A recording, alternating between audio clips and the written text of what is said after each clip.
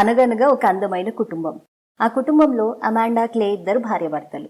Clay ఒక professor గాని విచిత్రంగా ఆయన ఏ సీన్లోనూ కాలేజ్లో కనబడడు. అమాండా ప్రొఫెషన్ పక్కన పెడితే ఆమె సుగుణాల గురించి చెప్పుకోవాలి. ఆమెకు మనుషులంటే గిట్టదని, అసలు ఎవరిని నమ్మనని ఆవిడకావిడే చెప్పుకునే సీన్స్ చాలా కనబడతాయి. ఈమె కొద్దిగా రాధికా జాతి స్త్రీ అని చెప్పొచ్చు. అమాండా, క్లేలకు ఇద్దరు పిల్లలు, రోజ్, ఆర్చి. ఆ అబ్బాయి కామెడీ పీస్ లాగా కనిపిస్తాడు కానీ ఈ రోజ్ అనే పిల్ల మాత్రం ఎప్పుడు దయ్యం పట్టిన దానిలాగా కనబడుతుంది. ఈ అమాండా లాంగ్ ఐలాండ్లో ఫ్యామిలీతో పాటు వెకేషన్ ప్లాన్ చేస్తుంది. ఆ ఇంట్లో అన్ని ప్లాన్ చేసేది ఆమెనే. ఈమె నోరు పెద్దది కాబట్టి క్లే అంకుల్ కూడా పెద్దగా తలదూర్చకుండా అంతేగా అంతేగా అన్నట్టుగా ఉంటాడు. అయితే వీళ్ళు ఒక లగ్జరియస్ హౌస్లో వెకేషన్ ప్లాన్ చేసుకొని అక్కడికి వెళ్తారు. ఈ గాడిదల్ లాంటి ఇద్దరు పిల్లలు స్విమ్మింగ్ పూల్లో హ్యాపీగా ఆటలు ఆడటం చూసి ఈ ట్రిప్ ప్లాన్ చేసి మంచి పని చేసాం అన్నట్టుగా అమాండా, క్లే ఇద్దరు ఆనందపడతారు. ముందుంది ముసళ్ళ పండుగ అని వాళ్ళకి తెలియదు కదా. తర్వాత ఈ సంత మొత్తం బీచ్కి వెళ్తారు. అక్కడ ఫ్యామిలీ ఉప్మా లాంటివి తింటుండగా ఈ రోజ్ పిల్ల ఒక్కతే బీచ్లో నుంచి ఒక పెద్ద షిప్ రావడం చూస్తుంది. కాసేపటికి ఆ షిప్ నీళ్ళల్లోంచి వీళ్ల వైపే రావడం గమనించి తట్టాబుట్ట అన్ని సర్దుకొని ఉరుకుతారనమాట వీళ్ళు. అక్కడ ఆఫీసర్ని ఏం జరిగిందని అడిగితే నావిగేషన్ ప్రాబ్లము అది ఇదని చెప్తాడు. విచిత్రం ఏంటంటే ఆ షిప్లో ఎవరూ ఉండరు, డ్రైవర్ కూడా ఉండడు. ఇంటికి వచ్చాక చూస్తే టీవీ, సెల్ ఫోన్, ఇంటర్నెట్ అసలు ఏవి పనిచేయవు. సిగ్నల్ కూడా ఎందుకు లేదో అసలు ఏం అర్థం కాదనమాట. రాత్రి ఎవరో వచ్చి డోర్ కొడతారు. దోపిడి దొంగలేమో అనుకొని క్లే అంకుల్ ఏం చేస్తాడంటే భయంగా ఒక రోకల్ బండి లాంటిది పట్టుకొని డోర్ తీస్తాడనమాట. ఎవరో ఇద్దరు వ్యక్తులు కనిపిస్తారు. సూట్ వేసుకున్న ఆయన పేరు జిహెచ్ స్కాట్, అతని కూతురేమో రూత్. ఈ స్కాట్ అమాండాని చూసి మీరు హౌస్ రెంట్ కోసం మెయిల్ చేసింది నాకే, ఇది మా ఇల్లే అంటాడు. ఇంటికి వెళ్తుండగా సిటీలో బ్లాక్అవుట్ అయింది, మేము సిటీలో 14th ఫ్లోర్లో ఉంటాము, ఇప్పుడు లిఫ్ట్ పనిచేయదు కాబట్టి నాకు అంత మీదకి ఎక్కలేను కాబట్టి ఇక్కడికి వచ్చాము అంటాడు.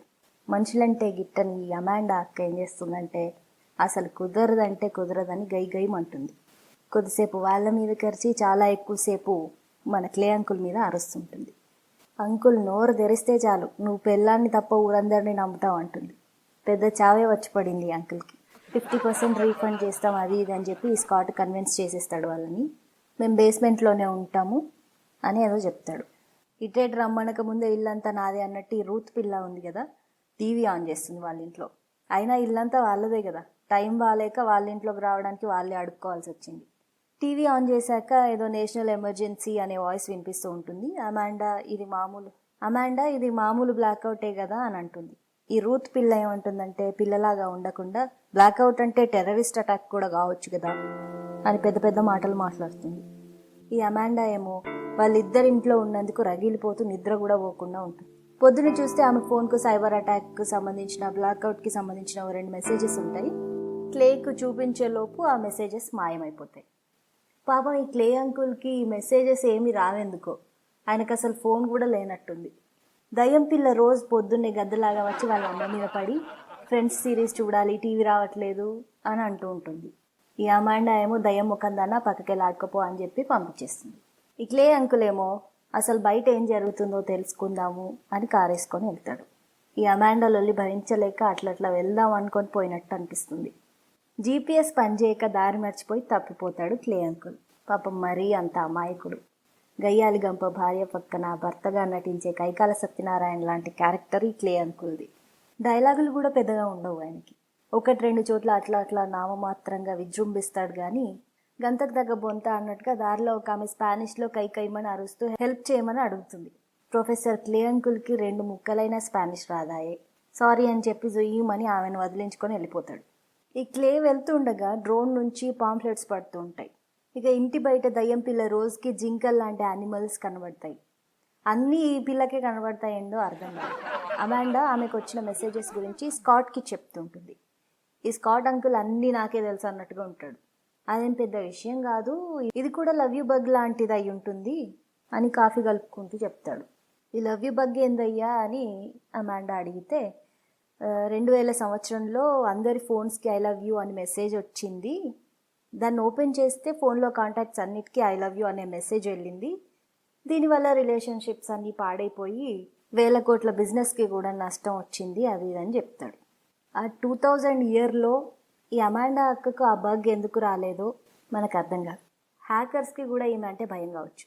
ఈ దయ్యం పిల్ల రోజు వాళ్ళ అన్నతోని ఈ అడవిలో ఏముందో వెళ్ళి చూద్దామని అంటుంది. వాళ్ళ అన్న కూడా కొంత దూరం వచ్చి ఇక ఆకలేస్తుంది వెళ్దాం అంటాడు. ఈ స్కాట్ శాటిలైట్ ఫోన్ కూడా పనిచేయట్లేదు అంటాడు. అమాండా అక్కేమో అందరినీ చిన్న చూపు చూడడమే చేస్తుంటుంది. నీకు ఆ ఫోన్ యూజ్ చేయడం రావట్లేదేమో అంటుంది. స్కాట్ అంకులేమో స్కై క్లియర్గా ఉంటే ఫోన్ పనిచేస్తుందని చెప్తాడు. ఆ టైంలో ఒక పెద్ద సౌండ్ వస్తుంది. అందరు చెవులు మూసేసుకొని భయపడుతూ ఉంటారు. ఆ సౌండ్ ఆగిపోయాక అందరూ రౌండ్ టేబుల్ సమావేశం పెట్టుకొని కూర్చొని చర్చిస్తారనమాట. క్లే అంకుల్ అతనికి దొరికిన పేపర్ చూపించి ఇదేదో అరబిక్లా ఉంది అంటాడు.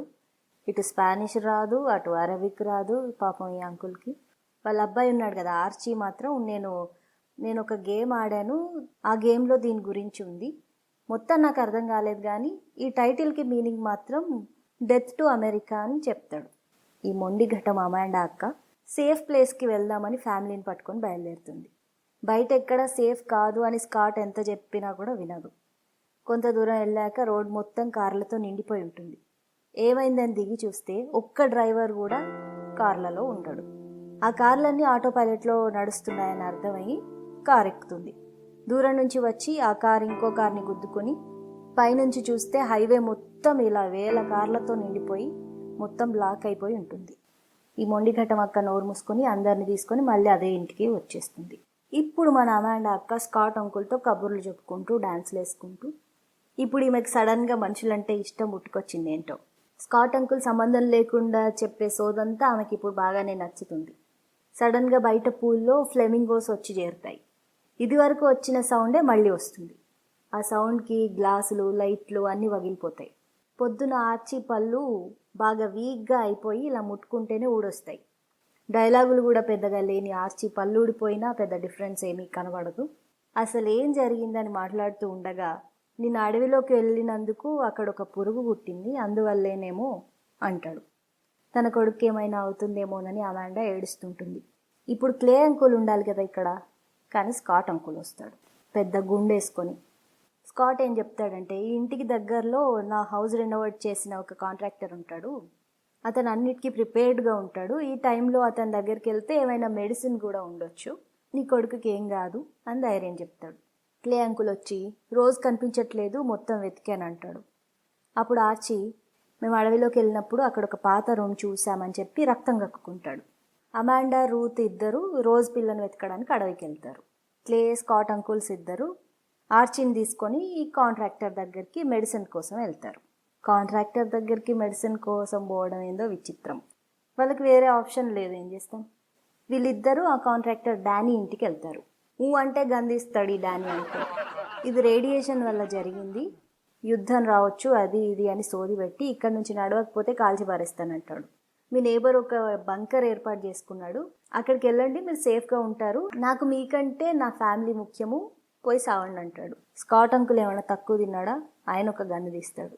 ఈ క్లే అంకుల్లోని కైకాల సత్యనారాయణ బయలుదేరి నీ ఫ్యామిలీ నీకెట్లానో నా ఫ్యామిలీ నాకట్లా అని ఎమోషనల్ డైలాగ్స్తో డానీని పడగొడతాడు. అప్పుడు ఈ కాంట్రాక్టర్ అంకుల్ డాక్టర్ లాగా మెడిసిన్ ఇచ్చి పంపిస్తాడు. ఆ దొరికిన పేపర్ ఉంది కదా డానీకి చూపించి నీకేమన్నా ఈ అరబిక్ వస్తుందా కాక, ఇది కాస్త చూసి చెప్పమని అడుగుతాడు.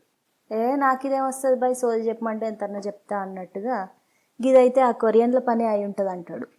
ఇక అటువైపు రోజు తీసుకెళ్లిన సైకిల్ గుర్తుల్ని పట్టుకొని అడవిలో వెతుకుతూ ఉండగా అమాండాకు రూత్కు ఆ జింకలు వందలుగా కనిపిస్తాయి. జింకల్ని తరిమేయడానికి ఇట్లా ఒర్రాలని వీళ్ళకి ఎవరు చెప్పారో గానీ పిచ్చి పట్టినట్టు అరిస్తే ఆ జింకలు వీళ్ళ గార్ధప స్వరాలకు భయపడి పారిపోతాయి. ఇంతలో రూత్ పిల్ల ఏదో చూసి భయపడుతుంది. స్కాట్ క్లేతో ఇక్కడ జరిగేది అన్ని చోట్ల జరుగుతుంది, ఏం జరిగినా చివరి వరకు నాతోనే ఉంటావా అని గర్ల్ ఫ్రెండ్ని అడిగినట్టు అడుగుతాడు. అయితే నీకేదో విషయం తెలుసు అని క్లే స్కాట్ని అడుగుతాడు. డిఫెన్స్ సెక్టార్లో పనిచేసే నా క్లయింట్ ఒక ప్రోగ్రాం గురించి చెప్పి చాలా భయపడ్డాడు. అది ఒక దేశాన్నే నాశనం చేయగలిగే ప్రమాదకరమైన ప్రోగ్రాము. అది 3 స్టెప్స్లో జరుగుతుంది. ఫస్ట్ స్టేజ్లో ఐసోలేషన్, నెట్వర్క్, ఎలక్ట్రిసిటీ అన్నీ బ్లాక్ చేసేస్తారు. ఇది సెకండ్ స్టేజ్కి వెళ్తుంది. సెకండ్ స్టేజ్లో విచిత్రమైన దాడులు చేస్తారు, తప్పుడు ఇన్ఫర్మేషన్స్తో మిస్లీడ్ చేస్తారు, అందరినీ భయపెడతారు, మనుషులు శత్రువులు కాకపోయినా ఒకరినొకరు చంపుకునేంత పరిస్థితి వస్తుంది.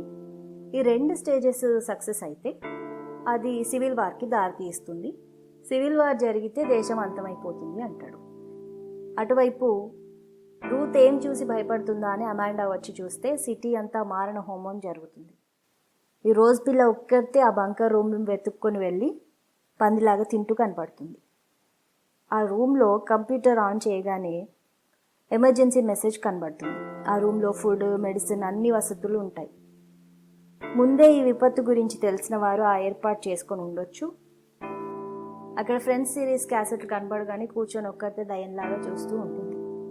అసలు ఈ విధ్వంసం ఏంటి, దీన్ని స్టార్ట్ చేసింది ఎవరు, ఇంటర్నెట్ శాటిలైట్ ఏం పని చేయకుండా ఎవరు చేశారు, ఇవన్నీ ఈ సినిమా పార్ట్ 2లో రివీల్ అవుతాయి.